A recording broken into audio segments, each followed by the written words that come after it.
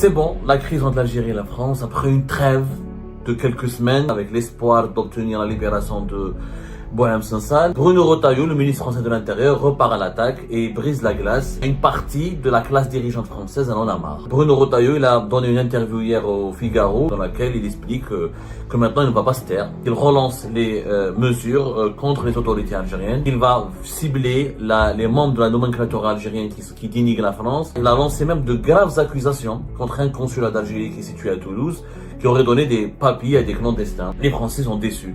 Voilà, clairement. Boualem Sansal n'est pas libéré. Christophe Glaise, un journaliste français, a été emprisonné. La politique anti-française pratiquée par les autorités algériennes n'a pas changé. Et Bruno Retailleau, voilà ce qu'il a dit. La diplomatie des bons sentiments a échoué. Le régime algérien ne souhaite pas une relation respectueuse, mais cherche à nous humilier. Pire encore, Bruno Retailleau, ça se voit qu'il était très énervé. Ça se voit qu'il était vraiment énervé et exaspéré. Il a demandé des pressions à l'échelle européenne pour bloquer la négociation en cours d'un accord d'association entre l'Union européenne et l'Algérie, estimant que ce texte profiterait beaucoup à Alger qu'à l'Europe, notamment sur le plan des tarifs douaniers préférentiels. À la fin, que veut le régime algérien de la France? C'est tout, que veut? Si vous voulez la rupture, décidez de la rupture. C'est bon, la crise entre l'Algérie et la France, après une trêve de quelques semaines, qui a duré même plusieurs semaines, avec l'espoir d'obtenir la libération de Boualem Sansal, cet espoir français a reçu une douche froide. Bruno Retailleau, le ministre français de l'Intérieur, repart à l'attaque et brise la glace et confirme que une partie importante, en tout cas une partie de la classe dirigeante française en a marre. Elle en a marre de ce blocage, cette impasse dans laquelle se retrouvent les relations franco-algériennes et algéro-françaises. Bruno Retailleau, il a donné une interview hier au Figaro, le 18 juillet, vendredi 18 juillet 2025, dans laquelle il explique que maintenant il ne va pas se taire, qu'il relance les mesures contre les autorités algériennes, qu'il va cibler les membres de la nomenclature algérienne qui dénigrent la France.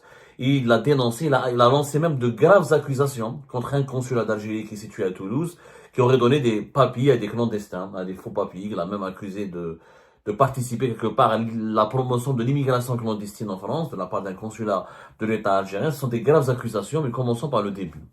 Dans cette interview, Bruno Retailleau, il était attendu, voilà, on pensait que Boualem Sansal allait être libéré entre le 5 et le 12 ou 15 juillet, il n'a pas été libéré.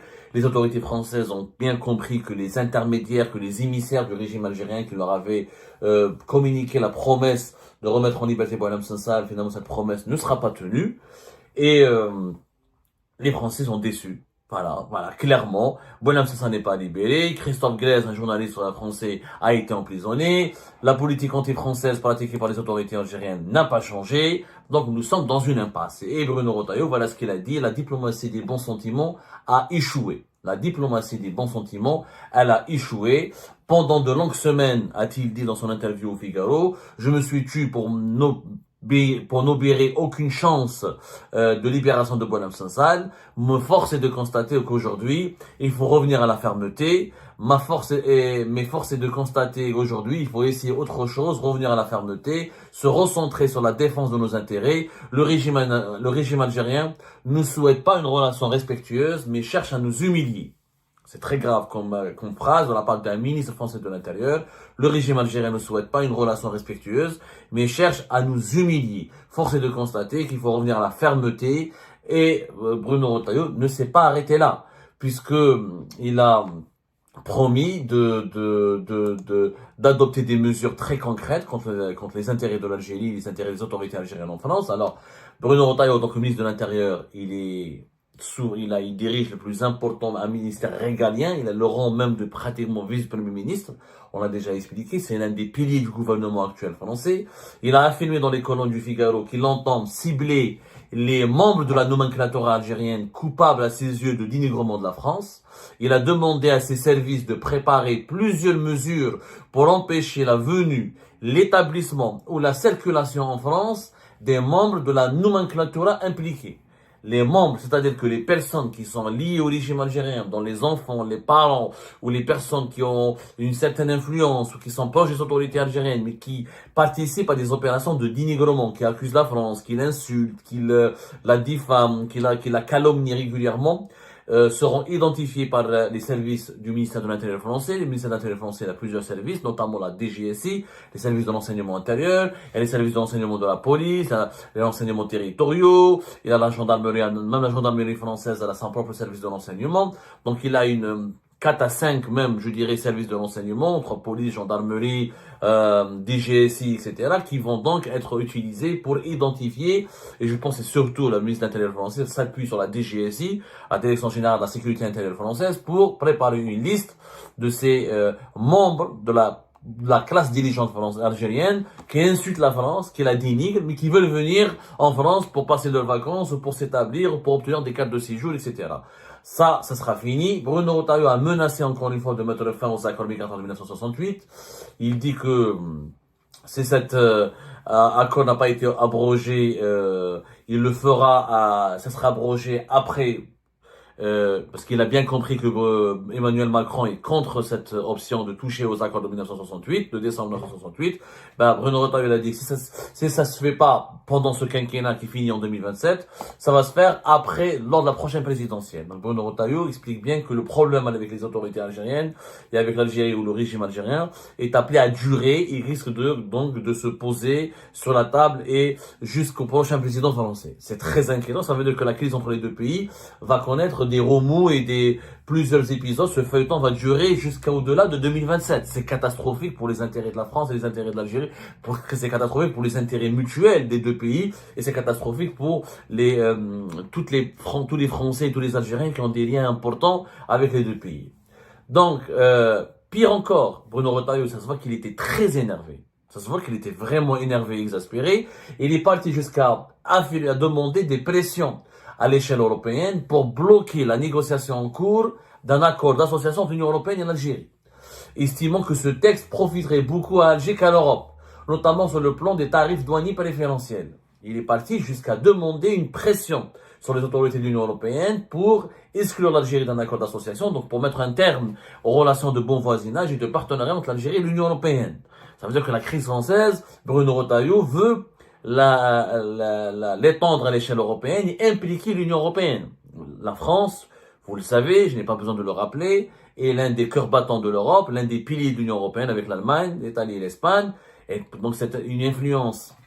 L'influence française sur l'Union européenne et sur les négociations de l'Union européenne en Algérie, elle est indiscutable. Donc là, on aura potentiellement un problème avec une partie de la classe dirigeante française qui pratique donc, qui veut la guerre à l'Algérie, qui veut carrément la guerre au régime algérien, parce qu'elle estime que le régime algérien a lancé lui-même une guerre pour humilier la France. Donc la crise algéro-française pourrait avoir des impacts très préjudiciables sur nos relations avec l'Union européenne. Bruno Retailleau n'a pas manqué d'évoquer, bien sûr, la détention de Lemsensal et Christophe Glaise. Il a parlé encore une fois, de diplomatie de bons sentiments. Il dit qu'elle n'a pas du tout servi, que maintenant, ça fait des mois que nous négocions avec l'Algérie, mais deux ressortissants sont toujours emprisonnés. Il explique que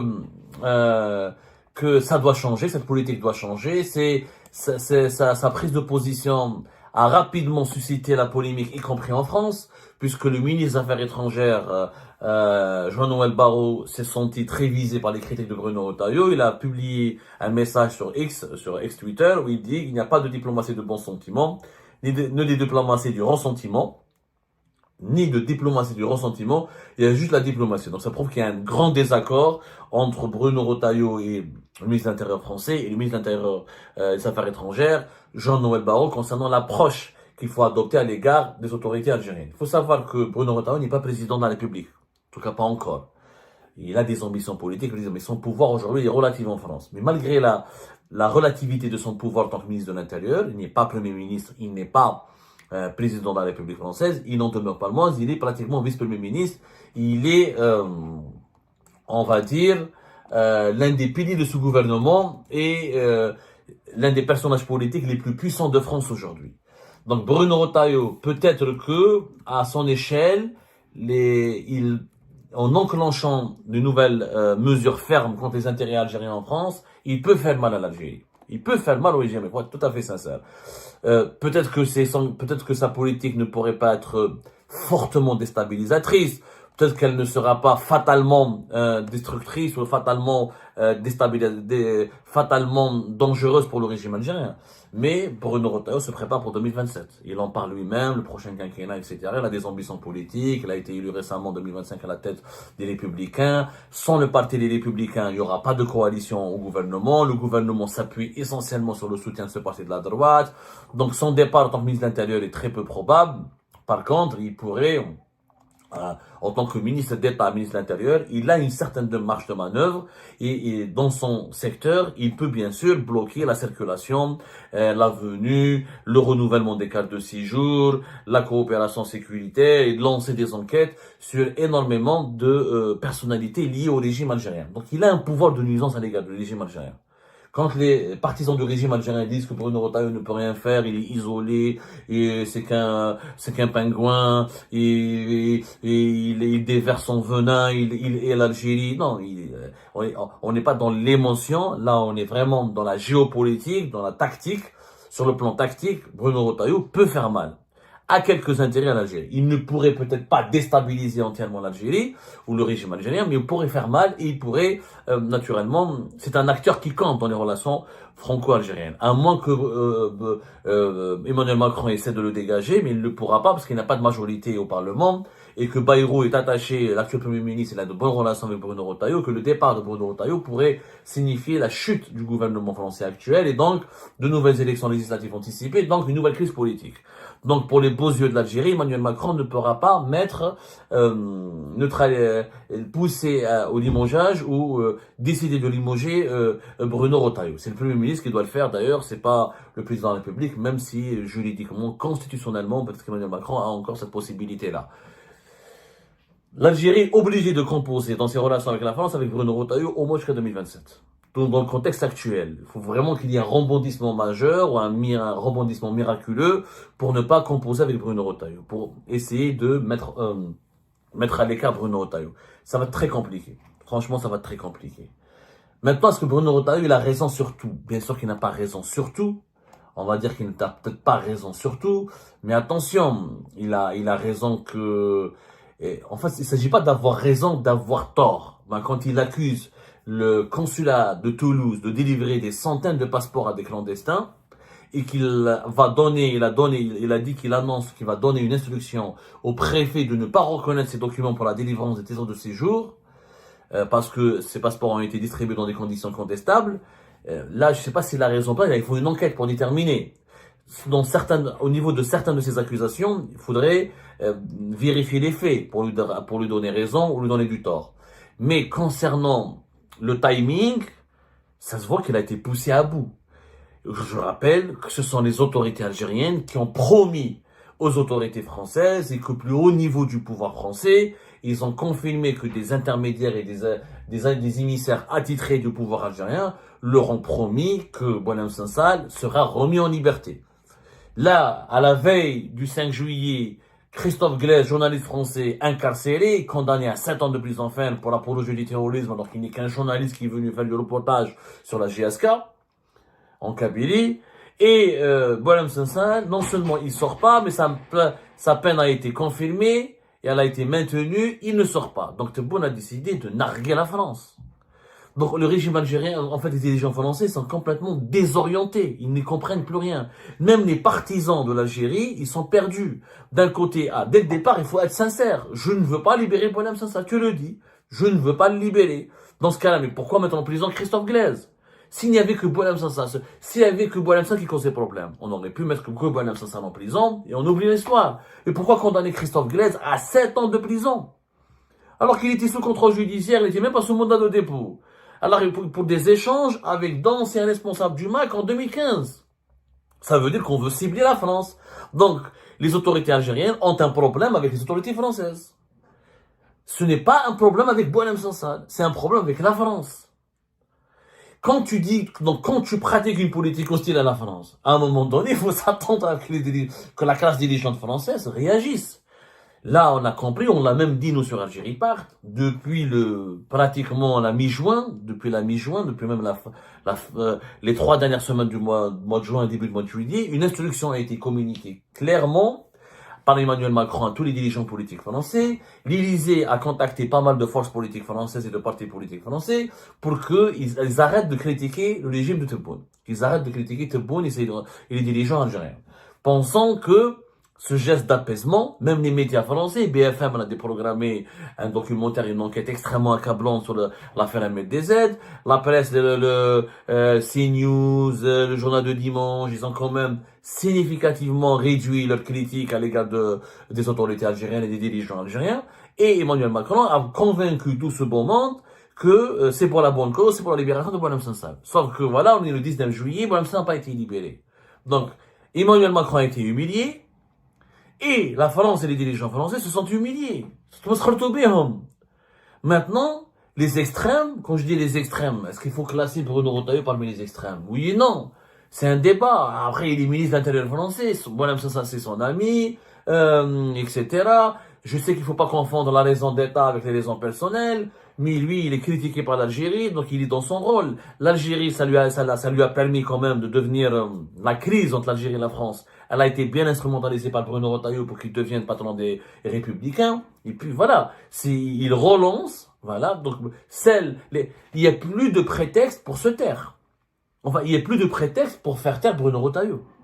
Là, avec la non-libération de Boualem Sansal et la condamnation et le placement en détention de Christophe Glaise, journaliste français, est une façon de pousser les extrêmes au niveau de la classe dirigeante française à relancer leurs attaques, leurs bras de fer, à relancer, à légitimer leur politique anti-algérienne. En réalité, il faut en a cherché la merde. On a cherché la merde, la vérité. Mais il n'y a pas de raison. Tu négocies pendant plusieurs semaines, du mois de mai jusqu'au mois de juin. Et tu dis, il n'y a pas de problème. Il y a le président, la diplomatie française, elle a fait le geste. Elle a demandé un geste humanitaire. Elle n'a pas dit que Boualem Sansal doit être blanchi, innocenté. C'est-à-dire que, à cause de son état de santé, de son âge, elle a demandé qu'il soit libéré. Non seulement il n'est pas libéré, il est accablé. En plus, Christophe Glaise, un autre Français, il est mis en prison. Donc, il y a un problème direct avec la France. Quel est ce problème? Abdelmajid Tebboune, quand il parle, hier il a parlé, on n'aime pas les injustices, il a fait Boualem Sansal, c'est pas une injustice. Ou instrumentaliser un écrivain qui est âgé, très âgé, malade, voilà, parce que tu as des problèmes avec la France, c'est une injustice. Mettre en prison un écrivain français, un journaliste français, qui est un ami de l'Algérie, un amoureux de l'Algérie, qui n'a rien à voir avec l'extrême droite, qui n'a rien à voir avec la droite nationaliste ou nostalgique de l'Algérie française, qui n'a pas du tout de position hostile à l'Algérie. Tu le mets en prison pour une affaire débile, pour avoir entretenu un échange en 2015 avec un responsable du MAC. Est-ce que ça, c'est pas de l'injustice? Est-ce que ça, c'est pas de la provocation? À la fin, que veut le régime algérien de la France? C'est tout. Que veut? Si vous voulez la rupture, décidez de la rupture.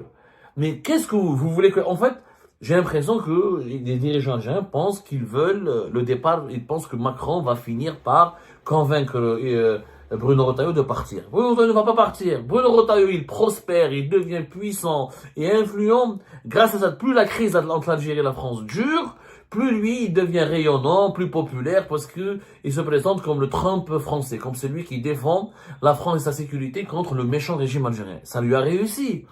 Pourquoi voulez-vous qu'il change de disque? Et puis, c'est le régime algérien et les autorités algériennes qui lui donnent des billes, qui lui donnent les prétextes pour qu'il relance sa politique anti-algérienne. En réalité, c'est pas une politique foncièrement anti-algérienne. Les Algériens qui vivent en France ne sont pas particulièrement discriminés ou attaqués. Mis à part, il y a quelques cas individuels. Mais là, il y aura une batterie de mesures qui visera les dirigeants algériens. Donc,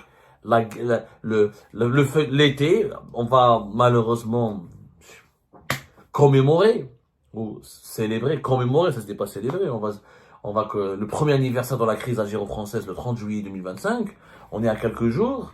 Malheureusement, je pense qu'on a l'acte 2, la deuxième année de cette crise, sera encore plus tendue, plus violente, plus brutale, plus nerveuse, plus agressive que la première année. Et c'est extrêmement inquiétant.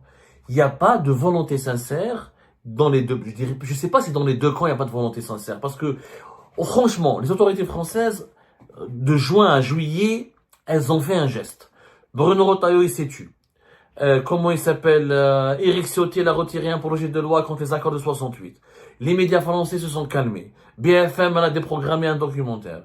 Les critiques contre le régime algérien, les autorités algériennes ont beaucoup baissé en intensité. Il y a eu un geste de la part des Français. Mais Bruno Retailleau, il a oublié l'Algérie pendant pratiquement presque un mois et quelques. Mais là, la France n'a rien obtenu. En contrepartie, rien. Un journaliste français maintenant est emprisonné. La politique contre les entreprises françaises, le blocage des intérêts économiques français, le régime algérien qui a boycotté la fête du 14 juillet à l'ambassade de France à Alger. Donc il y a clairement une politique anti-française. Dans quel but? Puisque fin mars 2025, Tebboune nous dit c'est bon pour le Maroc, ça ne nous dérange pas. Il faut juste que la France respecte la légalité internationale. Mais si la France veut reconnaître, veut être l'ami du Maroc, ça ne nous dérange pas. Ça veut dire que vous pouvez reconnaître la Marocaine du Sahara occidental, mais n'envoyez pas, chaque semaine, vos ministres au Sahara occidental. Ce problème a été dépassé. Maintenant, c'est quoi le problème? Et l'Algérie veut faire tomber Bruno Retailleau. On va contraindre les Français à décider qui sera ministre de l'Intérieur à leur place. C'est comme si demain la France va dire je ne veux pas Arbaoui Premier ministre. Comment nous on va le prendre? Je ne veux pas que Barra sera ministre de l'Intérieur. Ça n'a pas de sens. Cette crise n'a aucun sens. Nous avons des intérêts immenses en France. Et la France a des intérêts immenses en Algérie. À un moment donné, la réconciliation, elle est vitale pour préserver ses intérêts. Sinon, les fanatiques dans les deux pays vont en profiter pour semer la zizanie, pour mettre de l'huile sur le feu, pour aggraver les incompréhensions et les malentendus, parce que les fanatiques prospèrent dans les divisions, dans les crises, dans les tensions. Mais ce n'est pas profitable aux deux pays. Donc là, Bruno Retailleau, il est revenu. Je sais pas, franchement, je ne peux pas classer Bruno Retailleau comme extrémiste. Je dis la vérité. Peut-être qu'il n'a pas raison sur tout, mais il est dans son rôle. Ce n'est pas le ministre des Affaires étrangères, je suis tout à fait d'accord. Mais ce qu'il dit n'est pas faux pour autant. Il se positionne sur un sujet politique qui est sensible en France, l'immigration algérienne, la communauté algérienne, les relations avec l'Algérie, c'est un sujet politique en France. L'Algérie en France, c'est une question de politique interne. Donc lui, en tant que ministre de l'Intérieur, qui a des ambitions politiques, qui a des ambitions présidentielles, comme tout politique, il instrumentalise un sujet politique. Sa position n'est pas forcément, franchement, elle n'est pas immorale à 100%, elle n'est pas hypocrite à 100%. Il dit quoi? Il dit certaines vérités. C'est qu'il y a eu des Français emprisonnés en Algérie. Il y a eu une politique anti-française qui est maintenue, qui ne change pas. Pourquoi? Pour quel but? Jusqu'à quand? Quelles sont les solutions? On ne peut pas donner du tort. Franchement, personne n'a raison n'a tort dans cette histoire. Ni Bruno Retailleau n'a complètement tort, ni il n'a complètement raison, ni le régime algérien n'a complètement tort. Il y a en ce moment une décision. Il y a deux chemins que les dirigeants algériens doivent prendre. Ou ils reconstruisent les relations avec la France et décident de garder la France comme un partenaire. Ou ils vont vers la rupture. Il n'y a pas de troisième chemin. Et ben c'est la fin de cette vidéo les amis. Je vous remercie comme d'habitude pour avoir suivi jusqu'à la fin. N'oubliez pas de nous laisser vos commentaires et vos réactions sur la vidéo et de vous abonner à la chaîne si vous n'êtes pas encore abonné. Donc voilà, merci beaucoup pour votre soutien et vos abonnements. Et merci aussi pour vos commentaires et vos discussions très animées dans la section des commentaires. Donc, vous n'oubliez jamais de décortiquer bien un sujet sur tous les points qui ont été abordés dans la vidéo et ça fait vraiment plaisir quand moi-même je ne fais pas de commentaires, je m'appuie sur vous pour que vous puissiez bien expliquer les choses et en faire des discussions civilisées et dans tout le respect possible. Donc voilà, merci beaucoup et à la prochaine dans une nouvelle vidéo. Au revoir.